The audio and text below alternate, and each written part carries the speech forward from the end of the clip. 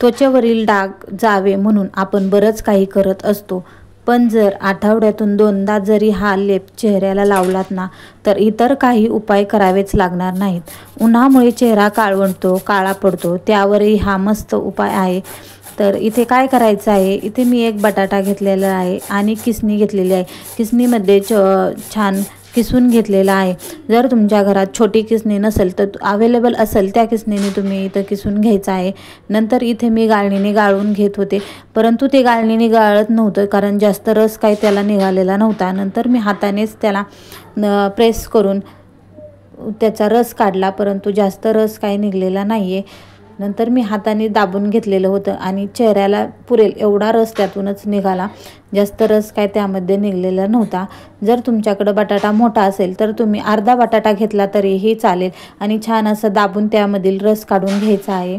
बटाट्यामुळे चेहऱ्याला ग्लो येतो, तर त्याचा रस तुम्ही आठवड्यातून 2-3 वेळेसही चेहऱ्याला ट्राय करू शकतात. त्यामुळे खूप छान रिझल्ट भेटतो आणि चेहऱ्यावरची डाग देखील निघून जातात. नंतर इथे मी हळद घेतलेली आहे. हळद ही अँटीबायोटिक असते, औषधी गुण असतात, चेहऱ्यावरील डाग नाहीसे होतात. त्यामुळे हळद ही चेहऱ्याला आठवड्यातून 2-3 वेळेसही लावली पाहिजे. नंतर मी मध घेतलेला आहे. मध देखील आपल्या चेहऱ्याला छान मॉइश्चरायझर करतो. बेसन पीठ घेतलेलं आहे 1 चमचा.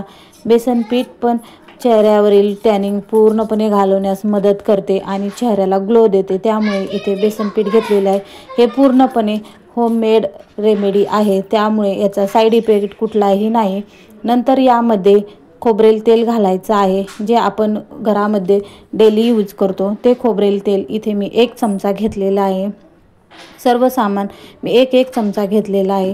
त्याप्रमाणे ही 1 चमचा खोबरेल तेल घेऊन इथं छान मिक्स करून घ्यायचं आहे. खोबरेल तेल असल्यामुळे ते पटकन असं मिसळलं जात नाही, त्यामुळे इथे छानपैकी 5 ते 10 मिनटं मिक्स करत राहायचं आहे. आणि छान मिक्स झाल्यानंतर हे चेहऱ्याला अप्लाय करायचं आहे.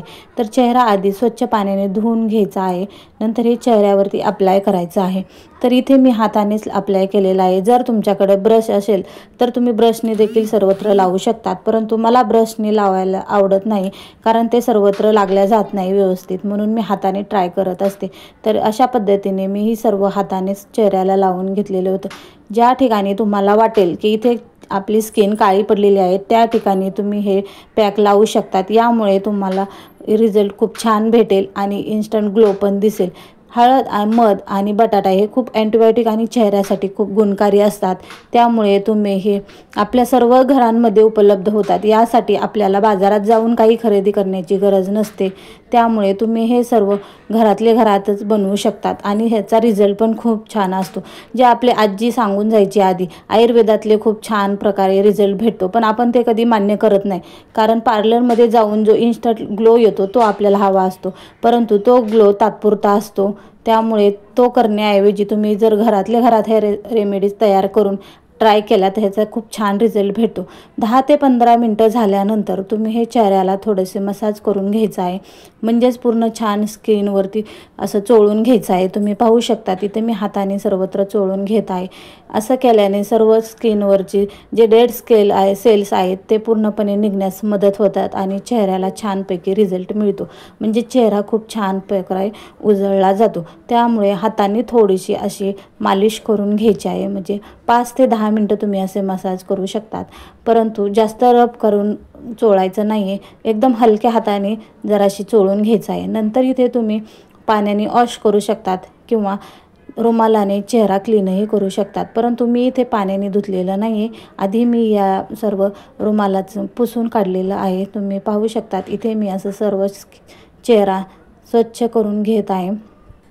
यामुळे काय होतं तर चेहऱ्याला खूप छान रिझल्ट भेटतो, म्हणजे खूप छान गोरा चेहरा आपला दिसायला लागतो. आणि हा तुम्ही लगेच पाहू शकतात की किती छान रिझल्ट दिसत आहे. यावर प्लेन चेहरा दिसून राहतो, त्यामुळे पिंपल्ससुद्धा कमी व्हायला मदत होते.